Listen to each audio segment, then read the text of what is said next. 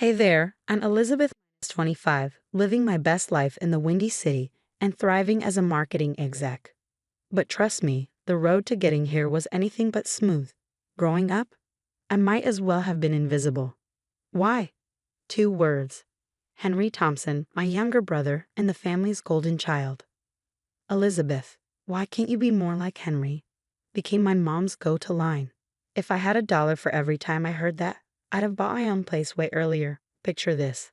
Henry brings home a B+ on a math test and my parents act like he's won the Nobel Prize. Oh Henry, you're so smart.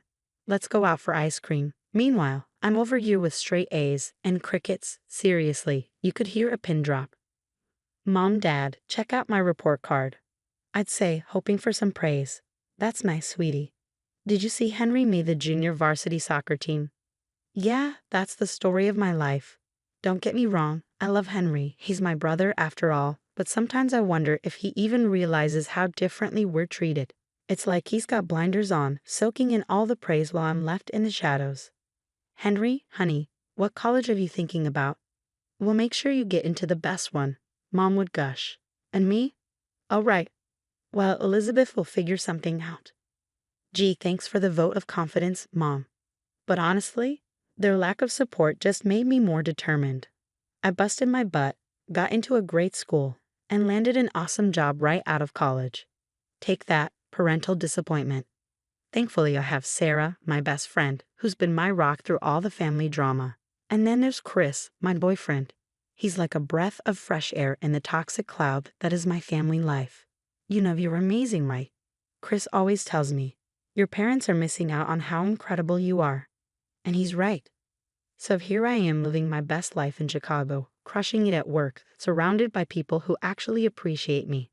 And just when I think I've got it all figured out, bam, an email lands in my inbox. You are cordially invited to celebrate Henry Thompson's 23rd birthday. Oh joy. Another chance to watch my parents fawn over Henry while I blend into the wallpaper. But you know what? I'm going. Why? Maybe I'm a glutton for punishment, or maybe, just maybe, I'm hoping this time will be different. I pull up to my parents' suburban mansion, feeling like I'm walking into the lion's den. The driveway is packed and I can hear the party from inside. Great. Just great. As I step in, my jaw drops. It's like I've walked into a celebrity gala, not my brother's birthday. Ice sculptures, a freaking chocolate fountain, and is that a live band? You've got to be kidding me. Elizabeth, you made it. Henry's voice booms across the room. He's grinning from ear to ear, looking sharp in a suit that probably costs more than my monthly rent. Wouldn't miss it, I lie, scanning the room until I spot a girl who looks as out of place as I feel. That must be Emma, Henry's new girlfriend. She's fidgeting with her dress, looking nervously around. Hi, I'm Elizabeth, Henry's sister. I introduce myself. Oh, Emma, nice to meet you, she says, visibly relieved.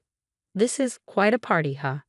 Yeah, quite is one word for it, I mutter, grabbing a drink. That's when I overhear my parents whispering in a corner. John, we can't keep this up. The credit cards are maxed out.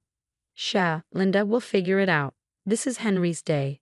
I nearly choke on my champagne. Financial trouble, and yet here we are, at this over-the-top party. Suddenly, I'm yanked back to my own 25th birthday a month ago. A quiet dinner at home, with Mom's dry meatloaf and the piece de resistance, an empty gift box. It's empty, I'd said, confused. Oh honey, it's the thought that counts, Mom had chirped. Yeah, the thought that I wasn't worth an actual gift. Back in the present, something in me snaps. I march over to my parents, anger bubbling up. So when's my turn for the royal treatment? I demand. Mom looks bewildered. What are you talking about, Elizabeth? This, I gesture wildly. The party, the gifts, the attention. When do I get to be more than an afterthought? Dad steps in, frowning. Now, Elizabeth, don't make a scene. This is Henry's day. It's always Henry's day. I'm practically shouting now. What about my empty gift box last month? What about all the years you've ignored my achievements? Henry appears, looking concerned. Mel, come on, you're overreacting. Mom and Dad have always treated us the same. I stare at him, incredulous. Are you serious right now? You can't honestly believe that. Maybe you're just remembering things wrong. Henry suggests, patronizingly. And that's it. I'm done. The gaslighting, the denial, the favoritism, it all crashes down on me. You know what? Enjoy your party. Enjoy your perfect life with your perfect parents. I'm out of here. I storm out the door, tears stinging my eyes. I hear Mom calling after me, but I don't stop. I can't. I peel out of the driveway and my phone buzzes. It's Chris. How's the party? I type back with shaking hands. It's over for good. Later, I'm sitting in my favorite coffee shop, clutching my latte like it's a lifeline. Sarah and Chris sit across from me, their faces a mix of concern and disbelief as I tell them the whole story. And then Henry had the nerve to say I was remembering things wrong. I finish, my voice cracking. Sarah leans forward, her eyes narrowing. Something doesn't add up. Your parents are throwing these lavish parties, but they're in financial trouble. Chris nods. And the empty gift box? That's just cruel. There's got to be more to this. What are you saying? I ask, confused. Sarah takes a deep breath. I think you need to look into your family's finances. This favoritism, it might be more than just emotional. I laugh. But it all feels hollow. What? You think they're embezzling from some secret Thompson family fortune or something? I joke. The silence that follows is deafening. Oh, come on, you can't be serious, I protest, but Chris gently takes my hand.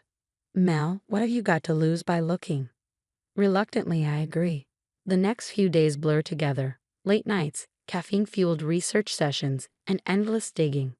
I start with public records and move on to more unconventional methods. What I find makes my blood run cold. Holy, I whisper, staring at my laptop screen. There, in black and white, is a document detailing a trust fund set up by my grandfather, for both Henry and me. My hands shake as I dig deeper. Bank statements, transfer records, it's all there. My parents have been draining my trust fund for years, funneling the money into Henry's account and their own lavish spending. I need confirmation. I reach out to Emma, Henry's girlfriend, and we meet at a quiet park. Emma, I need to know, have you noticed anything strange about my family's finances? She fidgets, avoiding my gaze. I didn't want to say anything, but she hesitates before pulling out her phone.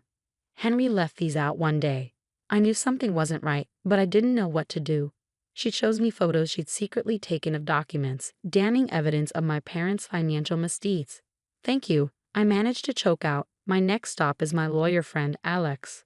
I lay everything out in front of him, my heart pounding. Alex whistles low. Elizabeth, this is serious stuff. What your parents have done isn't just unethical. It's illegal. We're talking fraud, embezzlement. So what do I do? I ask, overwhelmed. Alex leans back, his face grim. You have options. Legal action is one, but whatever you decide, you need to protect yourself first. I nod, my mind racing. I need time to think. As I leave Alex's office, my phone buzzes. It's a text from my mom. Sweetie, we need to talk about what happened at the party. Family dinner this weekend. I stare at the message, a mix of anger and determination swelling inside me. Oh, we'll talk, I mutter. But it's going to be on my terms now. I type back, sure, Mom. I'll be there.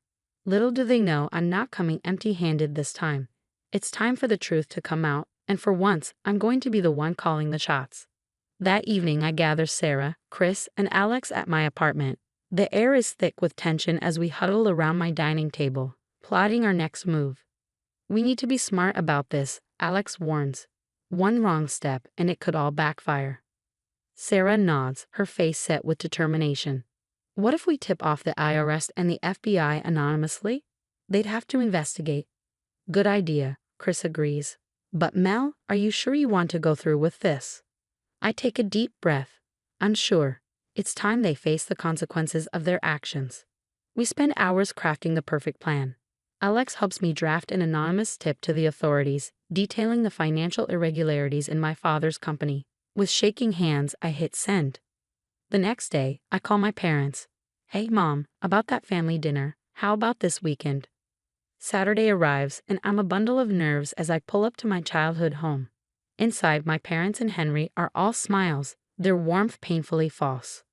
Elizabeth, honey, we're so glad you came, Mom gushes. I force a smile. Of course. We have a lot to talk about. We're barely through the appetizers when there's a loud knock at the door. Dad frowns, getting up to answer it. Suddenly, the room is filled with federal agents brandishing a search warrant. Dad starts sputtering excuses, and Henry just stares, shell-shocked. Elizabeth, you don't understand. Dad pleads as an agent handcuffs him. No, I understand perfectly, I reply coldly. And now so will the judge. As my parents are led away, Henry turns to me, his face a mix of anger and disbelief. How could you do this to our family? He demands. I look at him, feeling an unexpected blend of pity and resolve. This isn't about you, Henry. It's about justice. 1 year later, I'm celebrating my 26th birthday, but this time it's on my terms. I'm surrounded by real friends in the office of my new marketing firm, the one I started with Sarah. To new beginnings, Chris toasts, raising his glass. I smile, feeling a sense of genuine happiness. My parents are serving time for their crimes, and I've reclaimed my trust fund, donating a portion to charity. As we cut the cake, my phone buzzes. It's a text from Henry. Mel, can we talk? I'm sorry for everything. I stare at the message for a long moment before hitting delete. Some bridges, once burned, should stay that way. Everything okay? Sarah asks, noticing the look on my face. I glance up at the people who truly care about me, the ones who supported me through all of this, and smile. Everything's perfect, I reply, and for the first time in a long time, I really mean it. As I blow out my birthday candles, I make a silent wish, not for anything material, but for the strength to keep moving forward, free from the toxic ties that once held me back. This birthday isn't just another year older. It's the start of a new chapter, one where I'm finally in control of my own life.